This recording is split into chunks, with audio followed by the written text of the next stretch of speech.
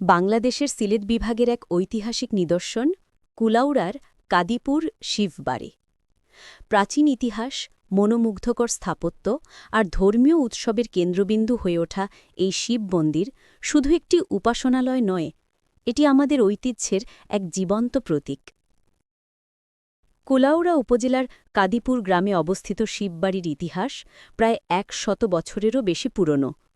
এটি প্রথমে প্রতিষ্ঠা করেছিলেন স্থানীয় হিন্দু জমিদার বা সম্ভ্রান্ত ব্যক্তিবর্গ। মন্দিরের মূল আকর্ষণ শিবলিঙ্গ, যা স্থানীয় পুরোহিত ও ধর্মীয় নেতাদের মাধ্যমে প্রতিষ্ঠিত হয়।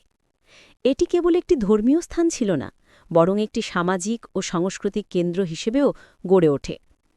সময়ের সাথে সাথে বহুবার সংস্কার ও সম্প্রসারণ হয়েছে, কিন্তু তার প্রাচীন ধর্মীয় আভিজাত্য অক্ষুণ্ণ রয়েছে।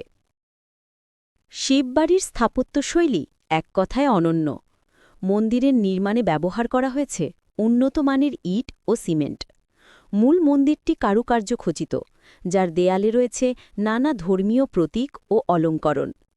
মন্দির চত্বরটি এখন পাকা করে সাজানো হয়েছে, যাতে দর্শনার্থীরা সহজে চলাচল করতে পারেন।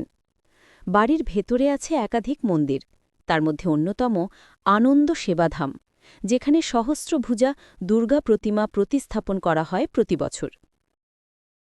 শিববাড়ি শুধুমাত্র শিব পূজার জন্যই নয়, এখানে পালিত হয় দুর্গাপূজা, শিবরাত্রি, কালীপূজা ও শ্যামা পূজার মতো বহু গুরুত্বপূর্ণ উৎসব।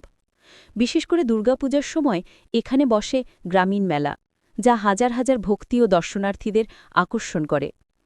এই মন্দির এলাকা হয়ে ওঠে এক অপূর্ব মিলন মেলা, ধর্মীয় অনুভূতি, সংস্কৃতি ও উৎসবের এক অভূতপূর্ব সম্মিলন। শিববাড়ি ঘিরে রয়েছে শান্ত সবুজ প্রকৃতি। পাখির ডাক, শঙ্খধ্বনি ও ঘণ্টাধ্বনির মাঝে যে কেউ হারিয়ে যাবে আত্মিক প্রশান্তিতে। দর্শনার্থীরা এখানে আসেন শুধু পূজা দিতে নয়, মন ও আত্মাকে ছুঁয়ে যাওয়া এক আধ্যাত্মিক অভিজ্ঞতার জন্যেও।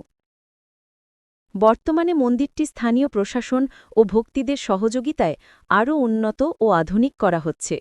ধর্মীয় পর্যটনের বিকাশে এই মন্দির হতে পারে একটি অনন্য গন্তব্য। বাংলাদেশের প্রতিটি প্রান্তে ছড়িয়ে আছে হাজার বছরের ইতিহাস, সংস্কৃতি আর আধ্যাত্মিকতার গল্প। কুলাউড়ার কাদিপুর শিববাড়ি তেমনই এক নিদর্শন, যা ধর্ম, সংস্কৃতি ও ঐতিহ্যের এক মহামিলনস্থল। আসুন, আমরা আমাদের এই গৌরবময় ঐতিহ্যকে জানি, সংরক্ষণ করি এবং নতুন প্রজন্মের কাছে তুলে ধরি।